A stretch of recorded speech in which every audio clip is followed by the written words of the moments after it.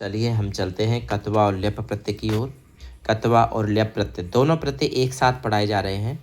जब किसी वाक्य में पूर्वकालिक क्रिया का प्रयोग हो रहा है तो उसका संस्कृत रूप बनाने के लिए कत्वा प्रत्यय का प्रयोग किया जाता है।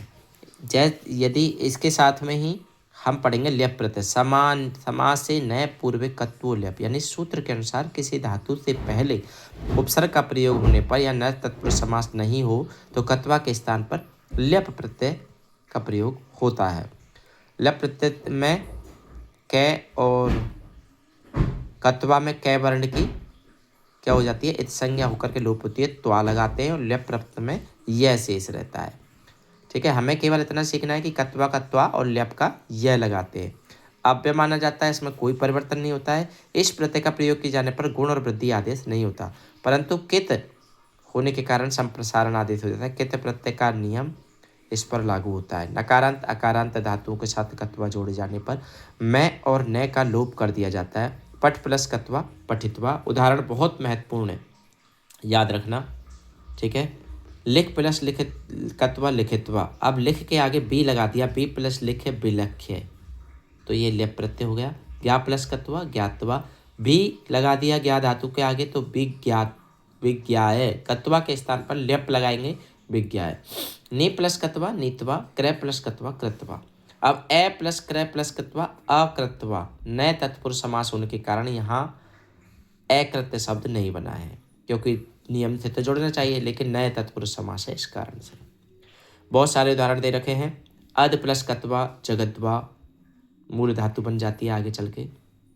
श्रु प्लस कत्वा श्रुतवा। प्रच प्लस कत्वा बहुत आता पेपर में, पृष्ठवा। कुछ शब्द ऐसे होते हैं सीधे के सीधे देखने पड़ते हैं, क्योंकि हम इतना सिलेबस में नहीं कि हम सिद्धि इनकी करें और उनको आगे पढ़ें। केवल हमें शब्द से ही याद करना है कि भू प्लस कत्वा भूतवा। सुप प्लस कत्वा सुप्तवा। सृज प्लस कत्वा सृष्टवा। रक्ष प्लस कत्वा ई का आगम हो गया रक्षितवा। दुहा प्लस कत्वा ये भी आ जाता है पेपर में, दुग्धवा। हिरी प्लस कत्वा ऋतवा। युद्ध प्लस कत्वा युद्धवा। स्था प्लस कत्वा स्थितवा। दृश प्लस कत्वा ये भी पेपर में आता है दृष्टवा। उप प्लस कत्वा उपत्वा। बै की जगह पर ऊ संप्रसारण हो गया उपतवा। बच प्लस इसके बै के स्थान पर भी ऊ का हो गया। अस प्लस कत्वा भू के रूप के साथ से बनते हैं तो भूतवा हो गया। यज प्लस कत्वा इष्टवा। लव प्लस कत्वा ये भी पेपर में आता है लदवा। नश प्लस कत्वा नष्टा नष्टवा।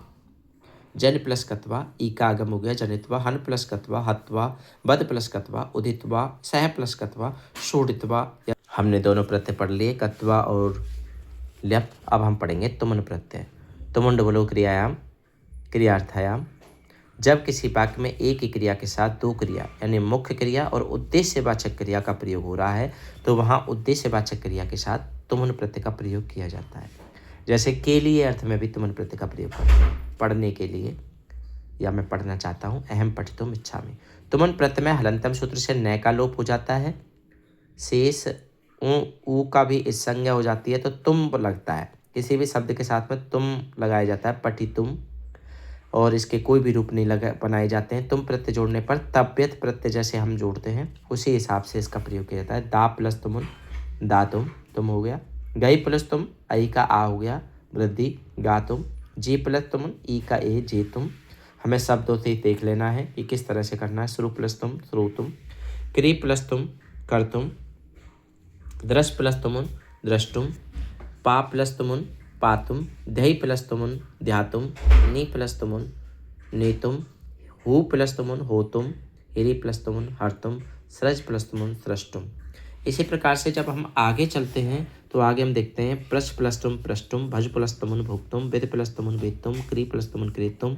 सह तुमुन सोढ़ुम। ध्यान रखना सही तुम भी बनता है। दोहा प्लस तुमुन दोगदुम और हन प्लस तुमुन हंतुम। लिख प्लस तुमुन लेखितुम। बच प्लस तुमुन बक्तुम। छिद प्लस तुमुन छेदतुम। लव प्लस तुमुन लब्धुम।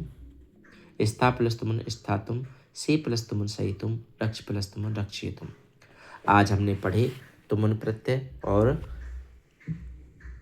ल्यप प्रत्यय और कत्वा प्रत्यय, तीनों प्रत्ययों को अच्छे से पढ़ें। कोई समस्या है तो फिर से पूछें।